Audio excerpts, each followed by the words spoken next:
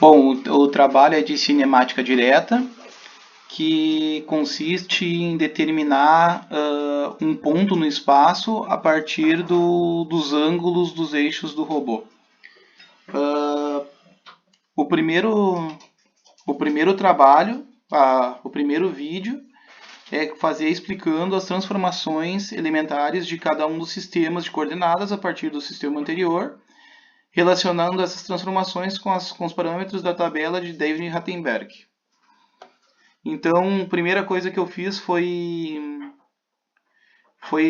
fazer as orientações do robô para cada eixo, conforme seguindo as regras e as orientações do que tem no trabalho. Então, aqui, ó, as duas regras principais aqui é que o eixo X deve interceptar o eixo Z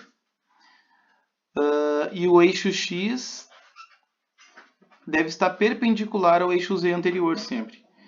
E isso também considerando as orientações que o Z, como são todas juntas rotativas, tem que ficar no sentido de rotação. Aí a base, né, já está orientada. Para cada eixo que sucede foi observado a rotação ou a translação necessária. A translação pode ser vista aqui no desenho do robô, com as dimensões. E a maior dúvida que eu tive foi em relação aqui essa diferença de 42 do terceiro eixo, que não fica nessa posição, mas como o sentido de rotação dele lá no meio não interfere em relação ao eixo 2, ele foi transladado para cima do eixo 2.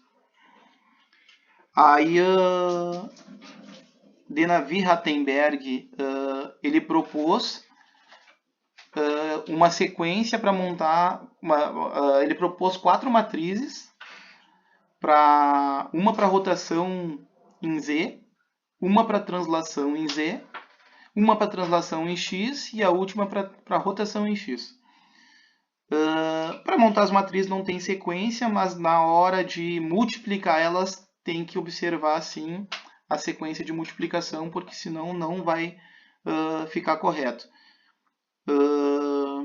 Eu usei diretamente a matriz multiplicada, eu achei que é mais fácil, mas na hora de montar a tabela eu tive que seguir exatamente essas orientações aqui, porque senão não ia dar certo.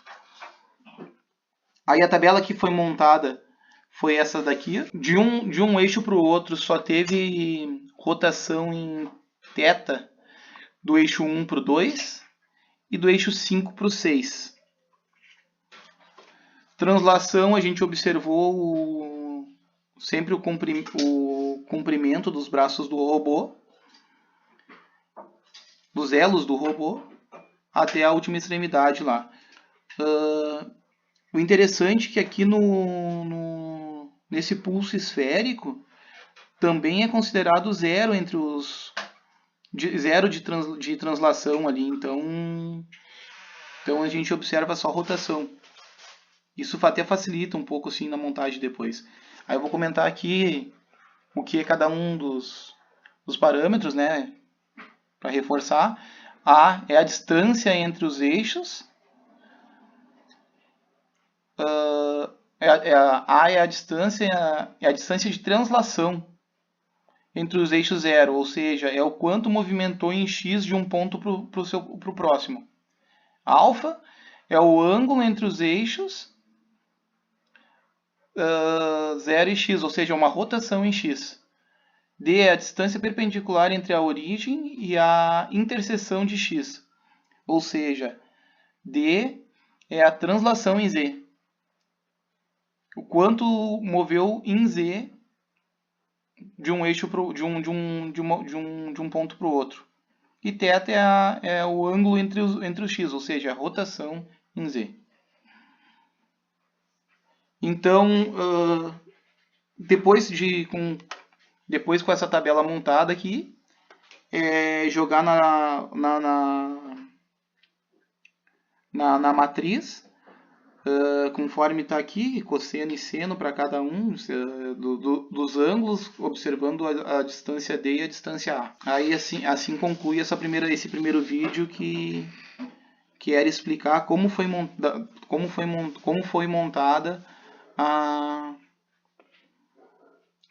matriz de Navier-Rattenberg.